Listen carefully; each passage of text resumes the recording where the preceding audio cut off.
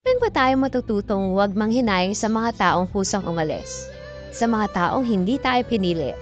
At sa mga relationships na hindi naman talaga para sa atin. Alam mo yung klarong-klaro na hindi sila para sa atin, na dumaan lang sila para maging lesson.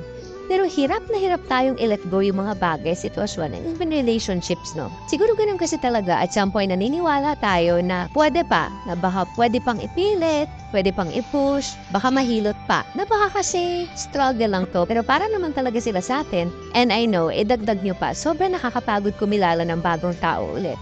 Yung idea pa lang na mag-uumpisa ka, shit, nakakapagod na. Ayoko na. Yung tipong i-open up mo ulit yung sarili mo sa iba.